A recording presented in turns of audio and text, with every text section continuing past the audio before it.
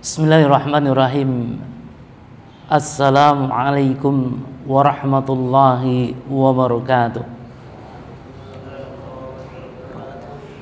Innal hamdalillah nahmaduhu wa nasta'inuhu wa nastaghfiruh wa na'udzu billahi min shururi anfusina wa min sayyiati a'malina.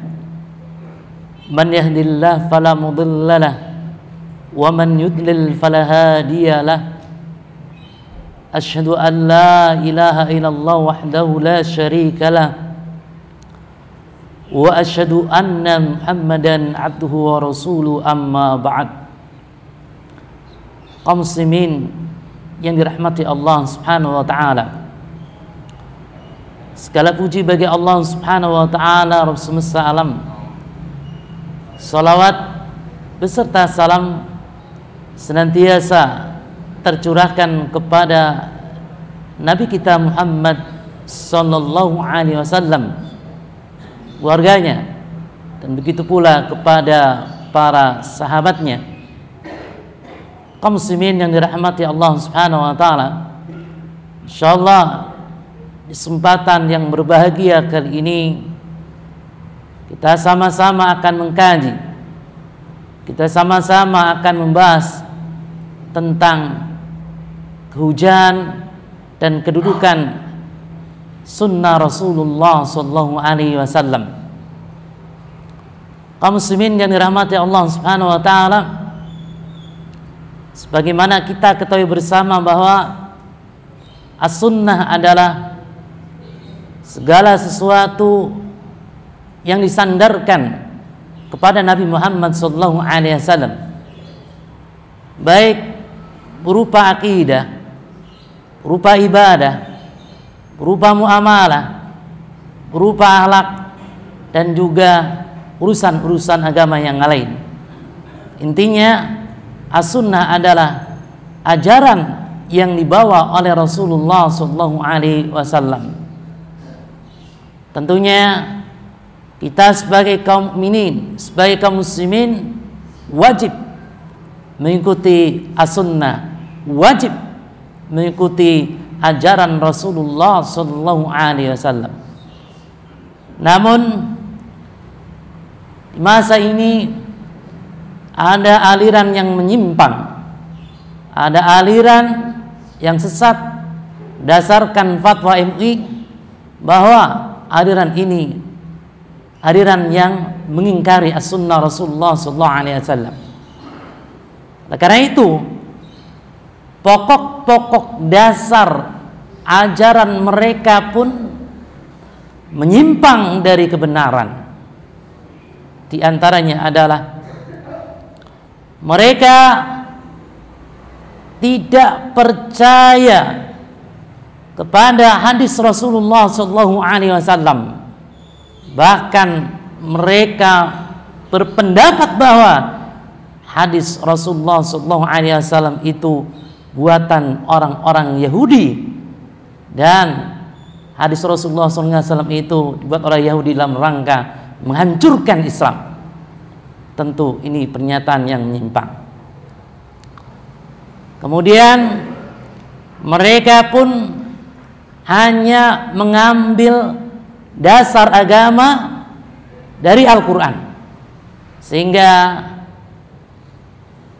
ketika mereka beribadah, pokoknya ibadah yang ada dalam Al-Quran mereka kerjakan.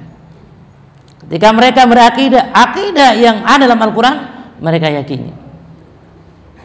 Kaum muslimin yang dirahmati Allah Subhanahu wa taala, sehingga dalam masalah ibadah, dalam masalah akidah banyak sekali yang menyimpang.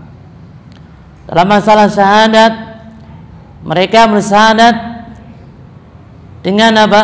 Isyhadu bi anna muslimun. Saksikanlah kami adalah orang-orang beriman, kami adalah orang-orang Islam. Ucapan syahadat mereka demikian, bukan ucapan syahadat asyhadu an la ilaha illallah wa asyhadu anna Muhammadar Rasulullah. Salat mereka pun bermacam-macam. Ada yang salatnya 2 rakaat, Ada juga sholatnya cukup dengan eling, sholatnya cukup dengan mengingat. Kenapa? Karena dalam ayat Al-Quran disebutkan aqimus sholat li dzikri, tegakkanlah sholat dalam rangka mengingatku. Sehingga mereka katakan bahwa cukup dengan mengingat sudah dikategorikan sholat. Kemudian dalam masalah puasa, ya, dalam masalah puasa, maka menurut mereka orang yang wajib menunaikan ibadah puasa adalah orang yang melihat bulan. Di Indonesia ini ketika orang yang melihat bulan itu, orang yang melihat hilal itu hanya 5 orang, ya 5 orang saja yang berkewajiban menunaikan ibadah puasa. Kemudian pada mata Allah Subhanahu wa taala, keyakinan mereka yang lain bahwa orang yang meninggal dunia tidak perlu disolati. Kenapa demikian? Karena dalam ayat-ayat Al-Quran tidak disebutkan orang yang meninggal dunia itu disolati. Kemudian ketika menunaikan ibadah umroh atau menunaikan ibadah haji, maka tidak perlu mengenakan pakaian ihram, karena menurut mereka pakaian ihram itu adalah pakaian orang Arab. Pakaian ihram itu adalah pakaian yang buat repot. Cukup ketika ihram bisa menggunakan jas, menggunakan pakaian biasa, dan juga menggunakan celana. Kaum muslimin yang dirahmati Allah Subhanahu wa taala, inilah fenomena yang ada di masyarakat Indonesia tentang ingkar sunnah. Mereka tidak mempercayai, tidak meyakini bahwa as-sunnah dijadikan sebagai hujjah. As-sunnah tidak bisa dijadikan sebagai sumber dalam agama Islam ini. Padahal kalau kita mencoba menggali ayat-ayat Al-Quran dan juga hadis-hadis Rasulullah SAW, maka kita dapatkan bahwasanya as-sunnah adalah hujjah syar'i. As-sunnah bisa dijadikan sebagai, ya, sumber hukum Islam. Tidak bisa, ya, tidak dikatakan bisa, tapi memang harus dijadikan sebagai hujjah, harus dijadikan sebagai sumber hukum Islam. Ya. Kita lihat beberapa dalil-dalil yang menyatakan bahwasanya as-sunnah merupakan hujjah. As-sunnah merupakan sumber pokok agama Islam. Yang pertama adalah banyak ayat-ayat Al-Quran yang menjelaskan pada kita agar kita beriman kepada Nabi kita Muhammad sallallahu alaihi wasallam. Allah Subhanahu wa taala berfirman di dalam Al-Quran surat An-Nisa ayat yang ke-36. Mohon maaf, Allah Subhanahu wa taala berfirman di dalam Al-Quran surat An-Nisa ayat yang ke-136. Ya ayyuhalladzina amanu aminu billahi wa rasulih. Wahai orang-orang yang beriman, tetaplah kalian beriman kepada Allah dan Rasulnya. Wal kitab alladzi nazzala ala rasulih, dan pada kitab yang telah diturunkan kepada Rasulnya. Wal kitabil ladzi anzala min qabl, dan beriman kepada kitab yang turunkan sebelumnya. Wa may yakfur billahi wa malaikatihi wa kutubihi wa rasulihi wal yaumil akhir faqad dhalla dhalalan ba'ida. Barang siapa yang tidak beriman kepada Allah, kepada para malaikatnya, pada kitab-kitabnya, kepada Rasulnya, dan juga kepada pada hari akhir, maka sungguh ia telah tersesat dengan kesesatan yang jauh. Kaum muslimin yang dirahmati Allah Subhanahu wa taala, dalam tafsir Al-Muyassar disebutkan bahwa wahai orang-orang yang beriman kepada Allah dan juga beriman kepada Rasul-Nya, serta orang-orang yang menjalankan syariat ini, hendaklah kalian tetap dalam keadaan beriman kepada Allah, dan hendaklah kalian tetap beriman kepada Rasul-Nya Muhammad sallallahu alaihi wasallam, dan hendaklah kalian senantiasa taat kepada Allah Subhanahu wa taala dan juga kepada Rasul-Nya sallallahu alaihi wasallam. Nah, kemudian Allah Subhanahu wa taala jelaskan bahwa barang siapa yang kafir kepada Allah, tidak beriman kepada Allah Subhanahu wa taala, tidak beriman kepada malaikat-malaikatnya yang dimuliakan, tidak beriman kepada kitab-kitabnya yang diturunkan sebagai petunjuk bagi makhluknya, tidak beriman kepada para rasul yang Allah telah pilih mereka, dan juga tidak beriman kepada hari kebangkitan, maka orang tersebut telah keluar dari Islam dan orang tersebut jauh dari jalan kebenaran sejauh-jauhnya. Ingkar sunnah tadi, ketika mereka tidak percaya dengan as-sunnah, ketika mereka tidak menjadikan as-sunnah sebagai sumber hukum Islam, maka mereka menyimpang, mereka tersesat. Kaum muslimin yang dirahmati Allah Subhanahu wa taala, sebaliknya, siapa saja yang mengikuti as-sunnah, mengikuti petunjuk Rasulullah sallallahu alaihi wasallam, maka mereka akan mendapatkan petunjuk dari Allah Subhanahu wa taala. Ya. Ketika di dunia ini mereka mendapatkan petunjuk, bahkan tidak hanya mendapatkan petunjuk, ya, mereka akan memperoleh kebahagiaan, kesenangan baik di dunia maupun di akhirat.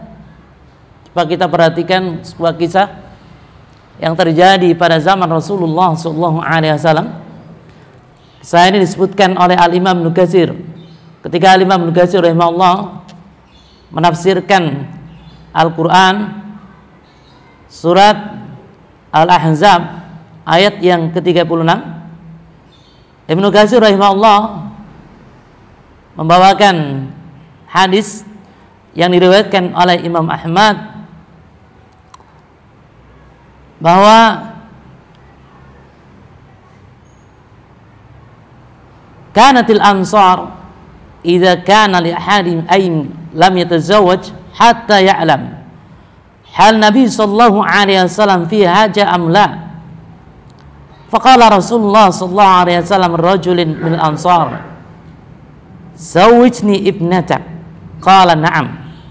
Wa qaramatun ya Rasulullah wa na'matun 'ainin wa na'matu 'ainin.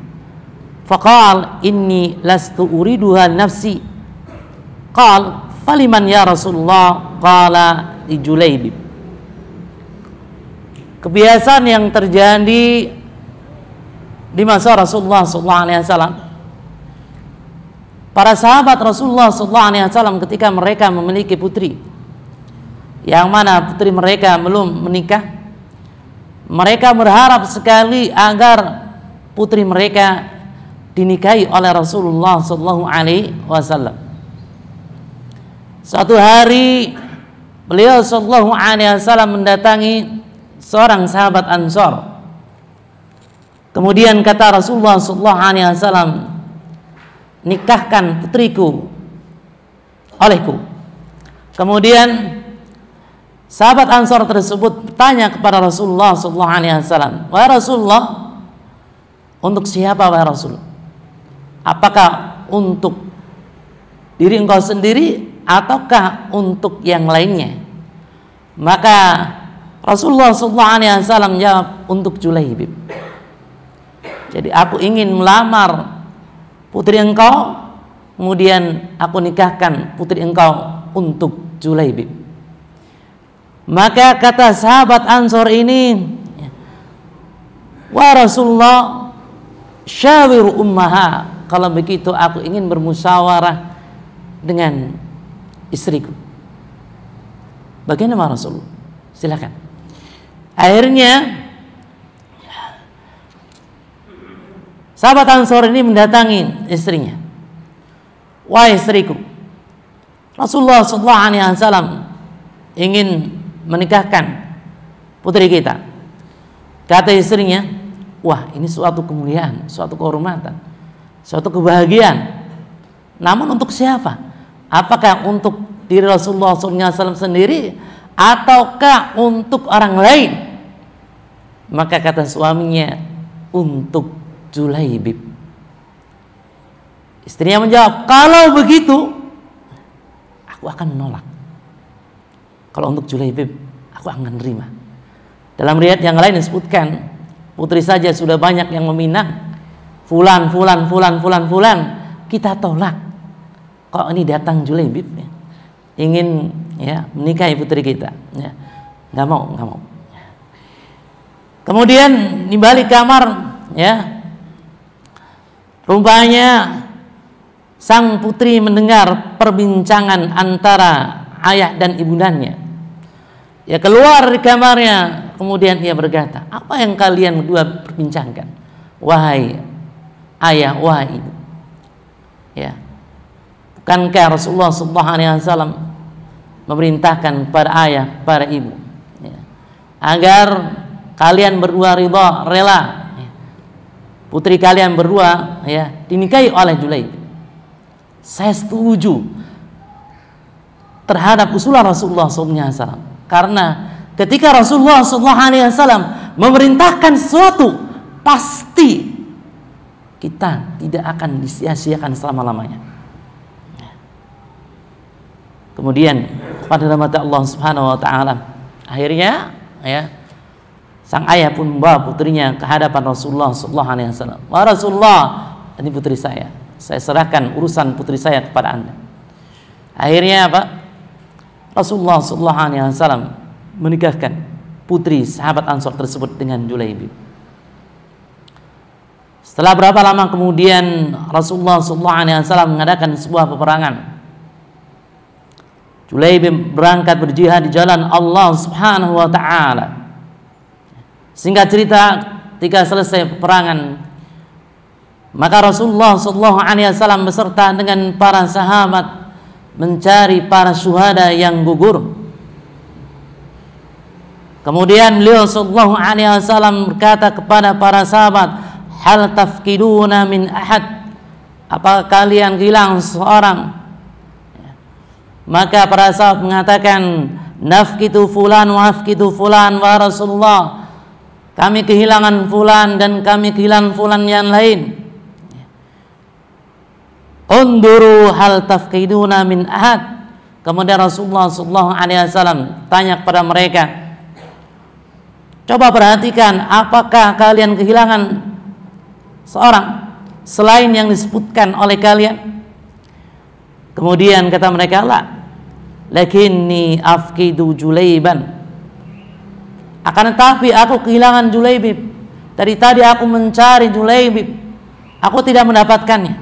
Ayo cari Julaibib. Kemudian para sahabat Rasulullah SAW menjumpai Julaibib, ya, di mana Julaibib berada di samping 7 orang kaum musyrikin. Qad qatalahum summa qatalahum, ya. Mereka menyatakan bahwa 7 orang musyrik itu telah membunuh Julaibib dan Julaibib membunuh mereka. Ya. Qalu ya Rasulullah ma huwa za ila jambi sab'ah qad qatalahum summa qataluh. Mereka menunjukkan kepada Rasulullah SAW, ya Rasulullah, coba kita saksikan Julaibib. Ini Julaibib nih, di samping 7 orang musyrik. Mereka telah membunuh Julaibib dan Julaibib berhasil membunuh mereka. Masya Allah. Kaum muslimin yang dirahmati Allah Subhanahu wa taala. Kemudian akhirnya Rasulullah SAW meletakkan Julaibib di lengannya. Lalu setelah itu Julaibib dikubur tanpa disolati. Setelah Julaibib wafat, istri Julaibib menjadi seorang wanita yang paling dermawan di kalangan orang-orang Ansor. Orang yang paling gemar bersedekah, dan istri Julaibib ini tidak pernah mengalami kesengsaraan dalam kehidupannya, karena istri Julaibib mendapatkan doa dari Rasulullah SAW. Allahumma sabba alila khaira sabba, ya Allah curahkanlah kebaikan kepadanya dengan sebesar-besarnya. Wala taj'al aisyaha qadda, dan janganlah engkau jadikan ia mengalami kesulitan dalam kehidupannya. Hadirin yang dirahmati Allah Subhanahu wa taala. Dari sini orang-orang yang mereka komitmen dengan as-sunnah, mengikuti ajaran sunnah Rasulullah SAW, Allah akan curahkan kebahagiaan pada mereka, kebahagiaan di dunia dan juga kebahagiaan di akhirat kelak. Yang kedua, dalil yang menunjukkan tentang hujan sunnah, sunan jadikan sebagai sumber hukum dalam Islam adalah kewajiban bagi kita untuk membalikan perkara-perkara dalam masalah yang pokok dan masalah yang cabang kepada Allah Subhanahu wa taala dan juga kepada Rasulnya sallallahu alaihi wasallam. Jadi ketika kita mengalami perselisihan, ya, mengalami perbedaan pendapat, maka kembalilah kepada Allah. Maksudnya adalah kembali kepada Al-Quran dan juga kembalilah kepada Rasulullah SAW. Maksudnya adalah kembali kepada as-sunnah, kembali kepada al-hadith. Allah Subhanahu wa taala berfirman di dalam Al-Quran surat An-Nisa ayat yang ke-59, ya ayyuhalladzina amanu atiullaha wa atiur rasula wa ul amri minkum. Wahai orang-orang yang beriman, taatilah Allah dan juga taatilah Rasulnya serta ulul amri di antara kalian. Al-Imam Ibnu Qayyim rahimahullah mengatakan bahwa atiullah wa atiur rasul, kata-kata ati'u, taatilah, ini diulang. Ya.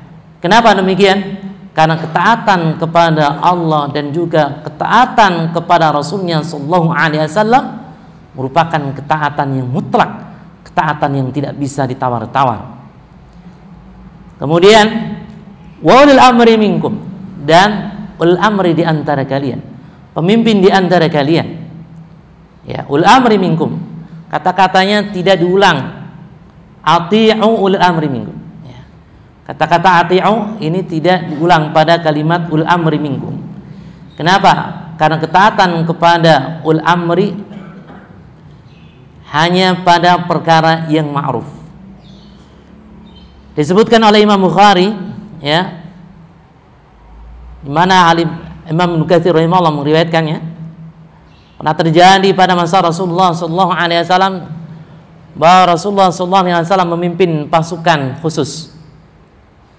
Pasukan khusus tersebut dipimpin oleh seorang sahabat Ansor, ya, untuk berjuang di jalan Allah Subhanahu wa taala, berjihad di jalan Allah Subhanahu wa taala. Kemudian di tengah-tengah jalan sang komandan ini, ya, memerintahkan kepada pasukannya sesuatu, namun mereka tidak menaatinya. Kata sang komandan, bukankah Rasulullah SAW telah memerintahkan kepada kalian agar kalian menaatiku? Kalau begitu, ya, aku perintahkan kepada kalian agar kalian mengumpulkan kayu bakar. Ya, akhirnya kayu bakar dikumpulkan. Kemudian sahabat Ansor tersebut, ya, nyalakan api tersebut berkobar. Kemudian kata sahabat Ansor, hendaklah kalian masuk ke dalam api ini. Ya. Mereka tidak mau memasukinya. Kemudian ada seorang pemuda berkata,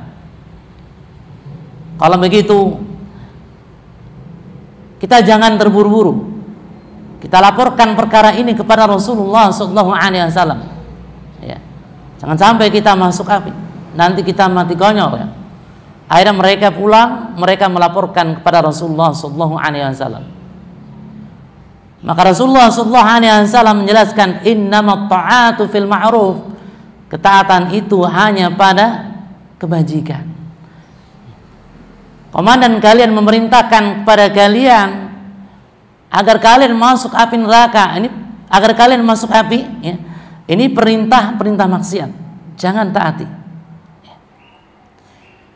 Kemudian Allah Subhanahu wa taala lanjutkan, fa in tanaza'tum fi syai'in faruddu ila Allah wa rasuli ya.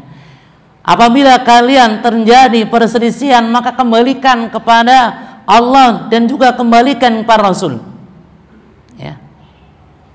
Menurut Mujahid, dan bukan hanya seorang dari kalangan ulama salafun saleh yang mengatakan bahwa mengembalikan kepada Al-Quran maksudnya mengembalikan kepada Allah maksudnya adalah mengembalikan kepada Al-Quran, sedangkan mengembalikan kepada Rasulullah SAW maksudnya adalah mengembalikan kepada as-sunnah.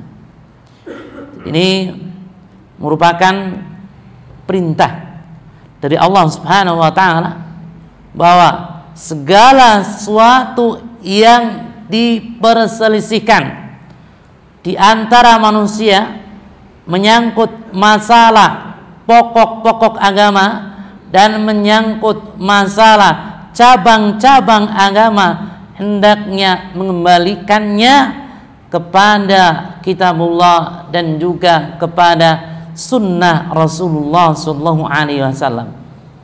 Hadis bagaimana firman Allah, wa makhtalaftum fihi min syai'in fahukmuhu ilallah, dan apa saja yang kalian perselisihkan dari suatu, maka keputusannya kepada Allah Subhanahu wa taala.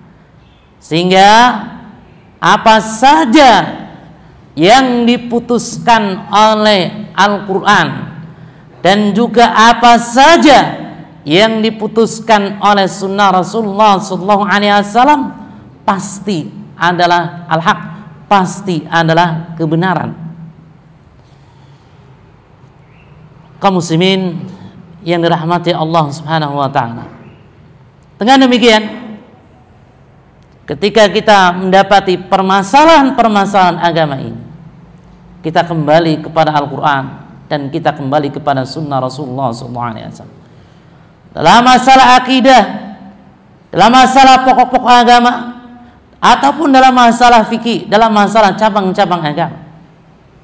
Misalkan, ketika ada pernyataan bahwa kewajiban sholat 5 waktu itu ya tidak ada di dalam Al-Quran, kembalikan kepada Al-Quran, lihat tafsir-tafsirnya bagaimana, kembalikan kepada hadis-hadis Rasulullah SAW ya, kembalikan kepada para ulama salafuna saleh, maka kita akan meniti jalan yang lurus, jalan kebenaran ya. Dalam masalah akidah, misalkan ada orang yang berkata bahwa kiamat akan terjadi tanggal sekian, bulan sekian gitu, kita kembalikan kepada Al-Quran dan As-Sunnah Rasulullah SAW tentang masalah kiamat. Ternyata masalah kiamat ini adalah perkara yang memang masuk bagian perkara yang gaib ya, yang tidak diketahui kecuali oleh Allah Subhanahu wa taala. Kaum muslimin yang dirahmati Allah Subhanahu wa taala, selanjutnya yang ketiga, ketaatan kepada Rasulullah SAW berarti termasuk bagian dari ketaatan kepada Allah Subhanahu wa taala. Allah Subhanahu wa taala berfirman dalam Al-Qur'an surat An-Nisa ayat 80, man yuti'ur rasul faqad ata'a Allah wa man tawalla fama arsalnaka 'alaihim hafizha. Barang siapa yang mentaati Rasul, sungguhnya ia telah mentaati Allah. Barang siapa yang berpaling dari ketaatan Rasul, maka kami tidak mengutusmu untuk menjadi pemelihara bagi mereka. Kaum muslimin yang dirahmati Allah Subhanahu wa taala ya, Al-Imam Ibnu Katsir rahimahullah ketika menafsirkan ayat ini, beliau mengatakan bahwa Allah Subhanahu wa taala memberitahukan kepada para hambanya dan juga kepada rasulnya, yaitu Nabi Muhammad sallallahu alaihi wasallam, barang siapa yang menaati Rasulullah sallallahu alaihi wasallam berarti ia telah menaati Allah Subhanahu wa taala.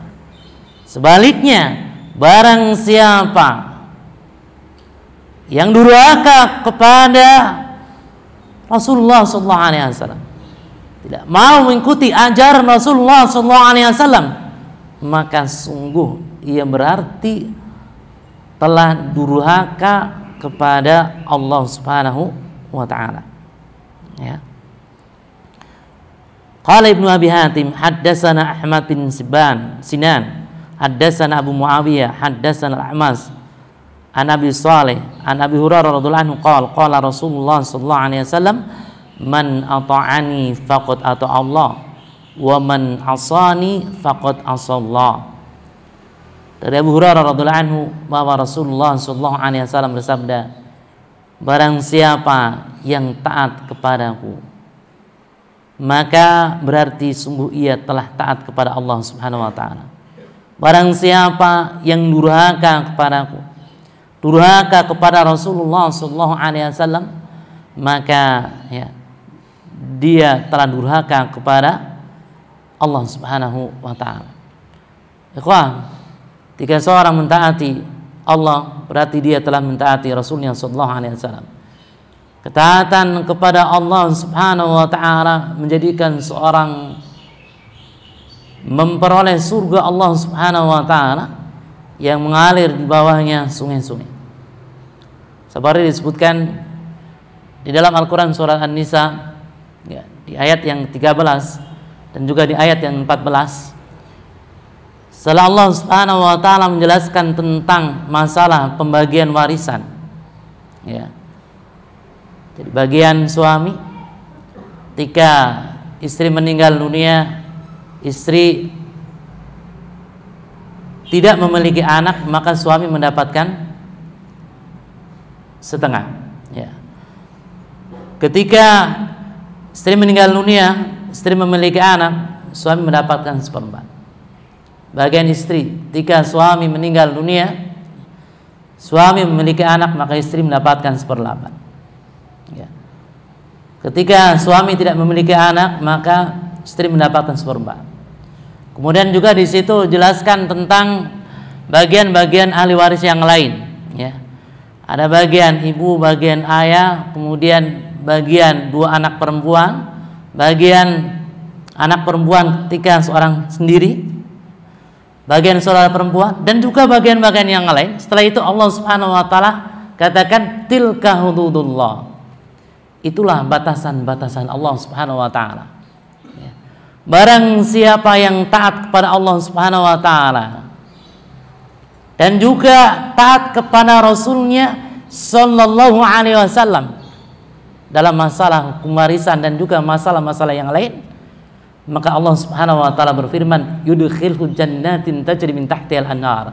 Maka Allah Subhanahu wa taala akan masukkan ia ke dalam surga, di mana surga tersebut di bawahnya terdapat sungai-sungai yang mengalir. Surga, kehidupan yang sangat indah sekali, kehidupan yang sangat menawan sekali. Di sana terdapat sungai Al-Kautsar, di mana air sungai Al-Kautsar itu warnanya lebih putih dari susu, rasanya lebih manis daripada madu. Kemudian di tepi sungai Al-Kautsar, samping kanan dan kiri sungai Al-Kautsar ya, terbuat dari emas. Di surga ada dipan-dipan yang tinggi, yang empuk sekali.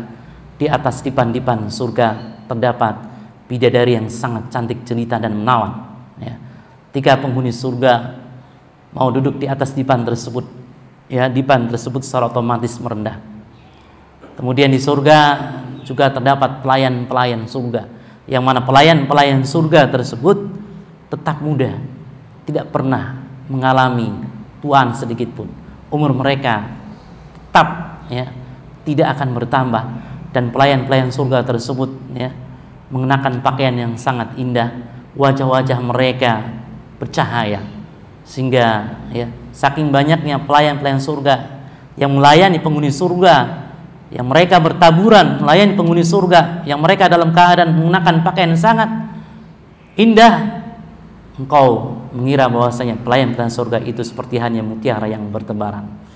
Semoga Allah Subhanahu wa taala senantiasa memberikan hidayah kepada kita sehingga kita senantiasa komitmen dengan sunnah Rasulullah SAW, dan semoga Allah Subhanahu wa taala memberikan kepada kita husnul khatimah. Assalamualaikum warahmatullahi wabarakatuh.